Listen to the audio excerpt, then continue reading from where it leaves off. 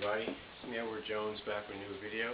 This will be another video to the addition of the series SHTF Stories.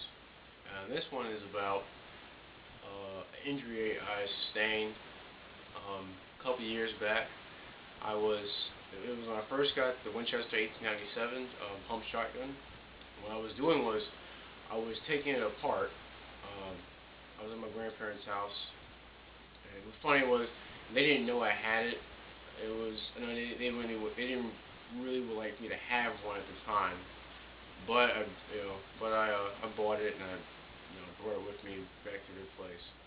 Anyway, I decided I wanted to clean it.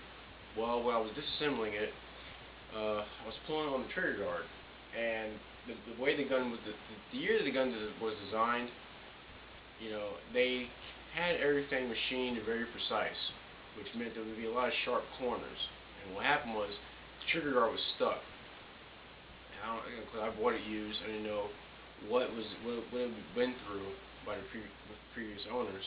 So I tugged on it, and as I tugged on it, my index finger was on the outside of the trigger guard, and when I pulled, it jerked out and slid right out of the rails. And then all of a sudden I looked down at the receiver, and I saw drops of blood. And I looked, and I said, "Holy shit! I don't want to get." Well, the first thing I thought was I don't want to get blood on the gun, because when you get the blood sits on the gun for too long, the iron inside the blood will react with the steel and will cause pitting. And it's funny how that was the first thing on my mind. But I noticed that I cut myself badly, and so the thing is, I didn't want to make a noise, especially at 2 in the morning, cleaning a gun that my grandparents didn't know I had in the first place. So I know I had to remain calm. I held my finger.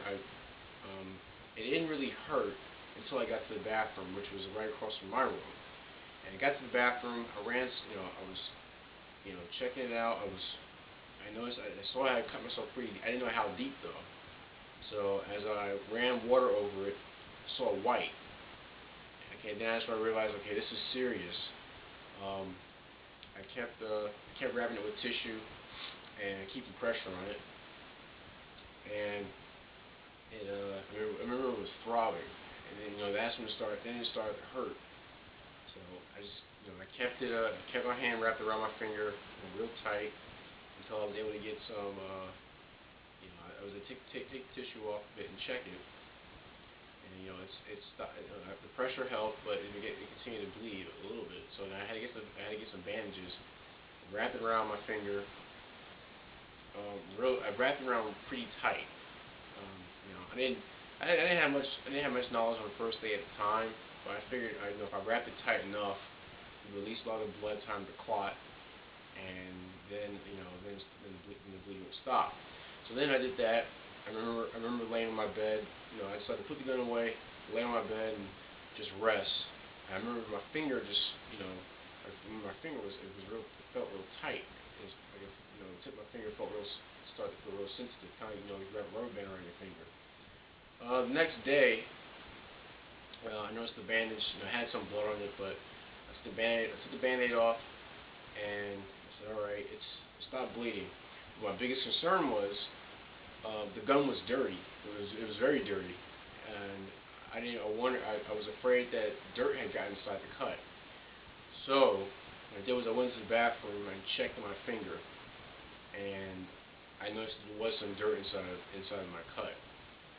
And I knew it couldn't stay there, so I got some clean Q-tips, and first I rinsed my hands a little bit, and then I carefully swabbed the inside of the cut with the Q-tip, and I pulled out I think it was three dark pieces of dirt, wood, I don't know what it was, but I knew it was something that could not stay inside my cut, which is very important that anytime you sustain an injury, that before you try to leave dressing on there for too long, you try to get as much dirt out as you can. You don't want any foreign matter staying inside of an injury, because it can cause the cut to get infected, and which would which could make things a lot worse down the road. So even though it was a bit painful, for me to swab the inside of my, basically the inside of my joint with a Q-tip, I had to get whatever was in there out. Later, I got everything out. The cut looked clean, so I just kept. I continuously changed bandages every day. I band-aided, put a band-aid around it, left it alone, checked it. It was starting to. I could see it's starting to try. The skin of wherever the flesh starting to join itself back together. And so I just kept changing bandages, to where I had a good, I guess I had a healthy scab. At the same time, I had to keep flexing my finger because I didn't want it to heal up. I didn't want it to heal up in a way where I couldn't, it made bending my finger difficult. So I had to go through this little exercise once in a while.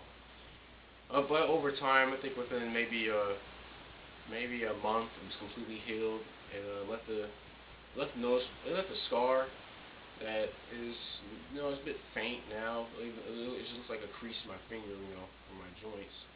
But I learned a little bit more about myself when it came to taking care of certain injuries. I learned that I wasn't fazed by my blood, at least my own blood.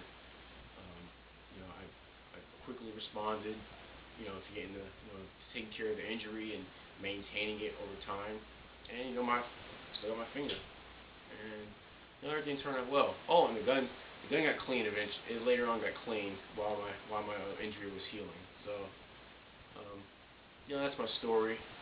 I hope those out there who are watching this video can learn a little bit, or can even teach me something that may be useful for me in the future.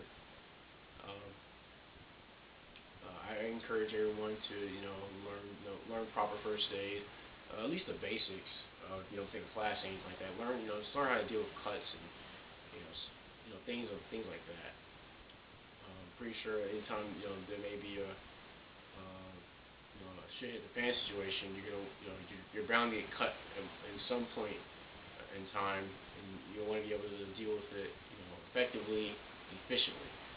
But that's my video. Hopefully I'll have more stories for you down the road. Please leave any comments you may have. If you think the story was bogus, please send me a comment back and let me know how you felt. But that's it. I'm Edward Jones, and thank you for watching my video.